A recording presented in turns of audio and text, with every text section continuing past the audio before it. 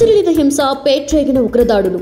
ఆర్థిక సంక్షోభంలో కూరుకుపోయిన పాకిస్తాన్లో నేడు సార్వత్రిక ఎన్నికలు పూర్తయ్యాయి. 90,000 పోలింగ్ స్టేషన్లు ఉదయం 8 గంటల నుండి సాయంత్రం 5 గంటల వరకు పనిచేశాయి.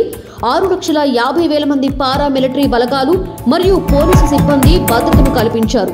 నేషనల్ అసెంబ్లీ ఎన్నికల బరిలో మొత్తం 44 రాజకీయ పార్టీలలో 5,121 మంది అభ్యర్థులు పోటీ చేశారు. బీర్ ఫర్ మై హార్స్ గేయ రచయిత, దేశీయ సంగీతకారుడు 62 సంవత్సరాల టోబీ కీత్ సోమవారం ఫిబ్రవరి 5న మరణించారు. అతను 2022 నుండి కడుపు క్యాన్సర్తో బాధపడుతున్నారు. ఆయన తన మరణానికి ముందు ఇన్స్టాగ్రామ్ ఖాతాలో ఒక సంగీత ప్రదర్శన ఇచ్చి అభిమానులకు వీడ్కోలు పలికారు. హింస, ఉగ్రవాదంతో పాటు ఆర్థిక సంక్షోభంలో పీకల్లోతు కూరుకుపోయిన పాకిస్తాన్లో ఎన్నికలు జరిగాయి. ఈ ఎన్నికల్లో ప్రధానంగా 3 పార్టీల మధ్య పోటీ జరిగింది. వాటిలో మాజీ ప్రధానమంత్రి ఇమ్రాన్ ఖాన్ పీటీఐ పార్టీ, అలాగే మాజీ ప్రధానమంత్రి నవాజ్ షరీఫ్ పాకిస్తాన్ ముస్లిం లీగ్ పార్టీ, మాజీ ప్రధాని బెనజీర్ భుట్టో కుమారుడు బిలావల్ భుట్టో జర్దారీ పాకిస్తాన్ పీపుల్స్ పార్టీ. ఈ 3 పార్టీల మధ్య ఎన్నికల పోటీ రసవత్తరంగా సాగింది. ఉత్తరప్రదేశ్ ముఖ్యమంత్రి యోగి ఆదిత్యనాథ్ బుధవారం వారణాసి మరియు మధురలోని 2 పుణ్యక్షేత్రాలపై హిందూ వాదనను ఆమోదించారు. ఈ సందర్భంగా ఆయన మాట్లాడుతూ అయోధ్యలో రామ మందిరాన్ని ఏర్పాటు చేయడాన్ని ప్రశంసించారు. ఆ మందిరాన్ని గత ప్రభుత్వాలు నిర్లక్ష్యం చేశాయని ఆరోపించారు. రాష్ట్రపతి ప్రసంగానికి ధన్యవాద తీర్మానంపై స్పందిస్తూ ప్రధాని మోదీ రాజ్యసభలో ప్రసంగించారు. కీలకమైన ప్రభుత్వ విషయాలను పరిష్కరించడానికి తగినంత సమయం ఉండేలా చూసేందుకు లోక్సభ ప్రస్తుత బడ్జెట్ సమావేశాలు ఫిబ్రవరి 10 శనివారం వరకు పొడిగించారు. కాంగ్రెస్ ఎంపీ రాహుల్ గాంధీ ఇండియా జోడో న్యాయ యాత్ర జార్ఖండ్లో ముగించుకుని ఒరిస్సాకు చేరుకున్నారు.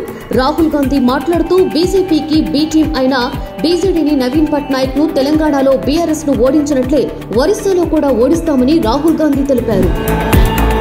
తెలంగాణలోని పెద్దపల్లికి చెందిన బీఆర్ఎస్ ఎంపీ బోర్లకుంట వెంకటేష్ మరియు టీటీడీ ట్రస్ట్ మాజీ బోర్డు సభ్యులు మన్నే జీవన్ రెడ్డి కాంగ్రెస్ పార్టీలో చేరినట్లుగా టీపీసీసీ అధికారిక ప్రకటనలో తెలియజేశారు. ముఖ్యమంత్రి రేవంత్ రెడ్డి, ఉప ముఖ్యమంత్రి మల్లు బట్టి విక్రమార్క మరియు కాంగ్రెస్ నేతల సమక్షంలో అఖిల భారత కాంగ్రెస్ కమిటీ ప్రధాన కార్యదర్శి జేసీ వేణుగోపాల్ వారిని పార్టీలోకి స్వాగతించారు. 30 లక్షల మంది నిరుద్యోగ యువత ఉద్యోగ నియామకాల పరీక్షలకు సిద్ధం కావాలని ముఖ్యమంత్రి రేవంత్ రెడ్డి అన్నారు. 15,000 ఉద్యోగ ఖాళీల భర్తీకి మరో 15 రోజుల్లో నోటిఫికేషన్ విడుదల చేయనున్నట్లుగా ఆయన పేర్కొన్నారు. లోయర్ ట్యాంక్ బండ్ రోడ్డును 2 నెలలకు పైగా మూసివేయడం వల్ల ఆ ప్రదేశమంతా కూడా చెత్త మరియు వాహనాల పార్కింగ్ గా మారింది. ట్రాఫిక్ రద్దీని నివారించేందుకు లోయర్ ట్యాంక్ బండ్ యొక్క సెకండరీ కలెక్షన్ మరియు ట్రాన్స్పోర్టేషన్ పాయింట్ అధికారులు సందర్శించి చెత్తను తీసివేయాలని పారిశుద్ధ్య కార్మికులకు ఆదేశాలు జారీ చేశారు. తెలంగాణలో ఉపాధ్యాయ ఉద్యోగుల ఆశావాహుల నిరీక్షణకు మరింత సమయం పట్టేలా ఉంది. మెగా డిఎస్సీ నోటిఫికేషన్ కు కనీసం 3 నుండి 4 నెలల సమయం పడుతుందని భావిస్తున్నారు. ఉపాధ్యాయుల బదిలీలు, ప్రభుత్వ మరియు స్థానిక సంస్థల పాఠశాలల్లో ఇప్పటికే ఉన్న ఉపాధ్యాయుల పదోన్నతులు మరియు నోటిఫికేషన్లు జారీ చేయడం, పరీక్షలు నిర్వహించడం మరియు టెట్ ఫలితాలను ప్రకటన వల్ల డిఎస్సీ నోటిఫికేషన్ కు సమయం పడుతుందని అధికారులు అంచనా వేస్తున్నారు.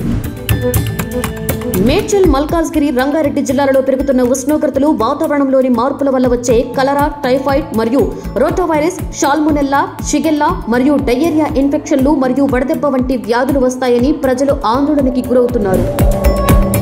హైదరాబాద్లోని నీలోఫర్ ఆసుపత్రిలో స్విచ్ బోర్డు ప్యానెల్లో షార్ట్ సర్క్యూట్ కారణంగా అగ్ని ప్రమాదం చోటు చేసుకుంది.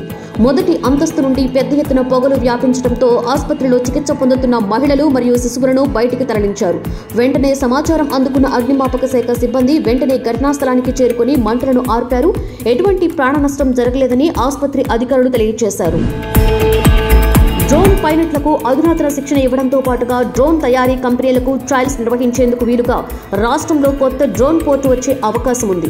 ఈ మేరకు డ్రోన్ పోర్ట్ ఏర్పాటుకు ఫార్మాసిటీ ఎండ్ సమీపంలో ఏవియేషన్ నిబంధనల ప్రకారం నో అబ్జెక్షన్ జోన్లో భూమిని 20 ఎకరాలను గుర్తించాలని తెలంగాణ రాష్ట్ర ఏవియేషన్ అకాడమీ అధికారులను ముఖ్యమంత్రి రేవంత్ రెడ్డి ఆదేశించారు. హైదరాబాద్లోని చర్లపల్లిలో ఇండియన్ జెనోమిక్ ప్రైవేట్ లిమిటెడ్ అనే ఫార్మా కంపెనీ ఎటువంటి చట్టపరమైన లైసెన్సు లేకుండా చట్టవిరుద్ధంగా క్యాన్సర్ నిరోధక ఔషధం సైక్లోఫాస్ఫామేట్ ఇంజెక్షన్స్ ను తయారు చేస్తుంది. ఈ అక్రమ క్యాన్సర్ నిరోధక ఔషధాల తయారీని టీఎస్డీసీఏ ఛేదించింది. యాంటీ క్యాన్సర్ ఔషధాల అక్రమ తయారీని అరికట్టడంలో ఒక పెద్ద విజయంగా టీఎస్ డ్రగ్స్ కంట్రోల్ అడ్మినిస్ట్రేషన్ భావిస్తోంది. అబ్దుల్ కలాం ఫౌండేషన్ చైర్మన్ సింగోటం రాములు గత కొత్త కాలంగా పలు సోషల్ సర్వీసులు చేస్తున్నారు. గత ఎన్నికల్లో బీజేపీ పార్టీలో చేరిన రాములు యూసుఫ్గూడలో నివాసం ఉంటున్నారు. ఇదిలా ఉండగా గత రాత్రి 11 గంటల సమయంలో 10 మంది గుర్తు తెలియని దుండగులు కత్తులతో వచ్చి అత్యంత దారుణంగా హత్య చేశారు. స్థానికులు పోలీసులకు సమాచారం అందించడంతో స్పాట్ కు చేరుకున్న పోలీసులు కేసు నమోదు చేసి దర్యాప్తు చేస్తున్నారు. యుఎస్ఏలో దొంగల దాడిలో హైదరాబాద్ నగరానికి చెందిన విద్యార్థి గాయపడ్డారని మంగళవారం ఇక్కడ నివేదికలు తెలిపాయి. సయ్యద్ మజహీర్ అలీ మెహదీపట్నం లంగర్ హౌస్ నివాసి. యునైటెడ్ స్టేట్స్ లోని చికాగోలో ఒక విశ్వవిద్యాలయంలో మాస్టర్స్ డిగ్రీని అభ్యసిస్తున్నాడు. దొంగలు కాంప్లెక్స్ ఎల్లోవి తన ఇంటి నుండి కొంచెం దూరంలో గాయపరిచారని మంగళవారం అక్కడ సీసీటీవీ కెమెరాలో రికార్డైంది. రామ్ చరణ్ గేమ్ చేంజర్ తో బిజీగా ఉన్నారు. ఆ తర్వాత RC16 లో జాయిన్ కానున్నారు. ఈ సినిమాకు ఉప్పిన ఫేమ్ బుచ్చుబాబు దర్శకత్వం వహిస్తున్నాడు. ఈ సినిమా కథానాయికగా జాన్వీ కపూర్ నటిస్తున్నట్లుగా సమాచారం. ప్రస్తుతం జాన్వీ కపూర్ NTR దేవర సినిమాలో బిజీగా ఉన్నారు. గేమ్ చేంజర్ తర్వాత రామ్ చరణ్ డైరెక్టర్ బుచ్చుబాబుతో సినిమా చేయనున్నారు. ఈ సినిమా ఉత్తరాంధ్ర నేటివిటీకి దగ్గరగా ఉండడంతో అక్కడి వారికి ఎక్కువ ప్రాధాన్యత ఇవ్వాలని మూవీ టీం భావించింది. అందుకుగాను ఉత్తరాంధ్ర ప్రాంతానికి చెందిన పిల్లలు పెద్దలకు సినిమాలో నటించే అవకాశం ఇస్తానని డైరెక్టర్ సోషల్ మీడియాలో ఒక వీడియో రిలీజ్ చేశారు. సినీ ప్రియులకు గుడ్ న్యూస్. ఓటీటీలోకి ఒక్కరోజే 10 సినిమాలు. ఈ ఏడాది సంక్రాంతికి విడుదలైనటువంటి సూపర్ హిట్ మూవీస్ ఓటీటీలో స్ట్రీమింగ్ అయ్యేందుకు సిద్ధమయ్యాయి. గుంటూరు కారం, ఐలాన్, కెప్టెన్ మిల్లర్ చిత్రాలు ఓటీటీ ప్రేక్షకులను అలరించేందుకు సిద్ధంగా ఉన్నాయి. ఇవే కాకుండా బాలీవుడ్, కోలీవుడ్ భాషల్లో కూడా పలు చిత్రాలు విడుదల కాబోతున్నాయి. ఆంధ్రప్రదేశ్ మాజీ ముఖ్యమంత్రి దివంగత నేత వైఎస్ రాజశేఖర రెడ్డి మరణానంతరం ఆయన కుమారుడు జగన్మోహన్ రెడ్డి పొలిటికల్ జర్నీ, పేదల కోసం చేసిన పాదయాత్ర నేపథ్యంలో డైరెక్టర్ మహీవి రాఘవ తెరకెక్కించిన సినిమా యాత్ర 2. ఈ సినిమా ఈ రోజు థియేటర్స్ లో రిలీజ్ అయింది. మాస్ మహారాజా రవితేజ నటించిన లేటెస్ట్ మూవీ ఈగల్ ఇప్పటికే అన్ని కార్యక్రమాలు పూర్తి చేసుకుని ఈ నెల 9వ తేదీన థియేటర్స్ లో రిలీజ్ కానుంది. కార్తీక్ ఘట్టమనేని దర్శకత్వం వహించగా ఈ సినిమాలో అనుపమ పరమేశ్వరన్, కావ్య తాపర్ హీరోయిన్స్ గా నటించగా నవదీప్, అవసరాల శ్రీనివాస్ కీలక పాత్రలు పోషించారు. ఐశ్వర్య రజనీకాంత్ దర్శకత్వం వహించిన విష్ణు విశాల్ నటించిన సినిమా లాల్ సలాం స్పోర్ట్స్ డ్రామాలో తెరకెక్కిన ఈ సినిమాలో సూపర్ స్టార్ రజనీకాంత్ అతిథి పాత్రలో కనిపించనున్నారు. తెలుగులో ఈ సినిమా ఫిబ్రవరి 9న రిలీజ్ కానుంది. కరీంనగర్ జిల్లా కలెక్టర్ పమేలా సత్పతి బుధవారం అంబేద్కర్ స్టేడియంలో హాస్టల్ విద్యార్థుల క్రీడా పోటీలను ప్రారంభించారు.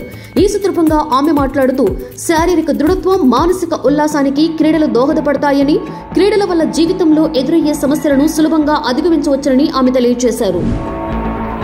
ప్రో కబడ్డీ 107వ match Dabang Delhi KC versus Puneri Paltan మధ్య చాలా ఉత్కంఠభరితంగా సాగింది. చివరికి 30-30తో సమమైంది. దీంతో పూడేరి పల్టాన్ వరుసగా 3వ సీజన్లోనూ ప్లే ఆఫ్ లో చోటు దక్కించుకుంది. జైపూర్ పింక్ పాంథర్స్ తర్వాత చివరి 6లో చోటు దక్కించుకున్నటువంటి రెండో జట్టుగా పూణే నిలిచింది. టీమిండియా మాజీ కెప్టెన్ విరాట్ కోహ్లీ వ్యక్తిగత కారణాల వల్ల ఇంగ్లాండ్ తో జరిగే 3వ మరియు 4వ టెస్టులకు అందుబాటులో ఉండరు. 5వ టెస్టులో కూడా ఉండకపోవచ్చు అనే సందేహం వ్యక్తమవుతోంది. అండర్-19 ప్రపంచ కప్ 2024 తొలి సెమీఫైనల్స్ లో గెలిచి టీమిండియా ఫైనల్లోకి ప్రవేశించింది. విల్లోమూర్ పార్క్ మైదానంలో దక్షిణాఫ్రికాతో జరిగేటువంటి సెమీఫైనల్లో భారత జట్టు 2 వికెట్ల తేడాతో విజయాన్ని సాధించింది.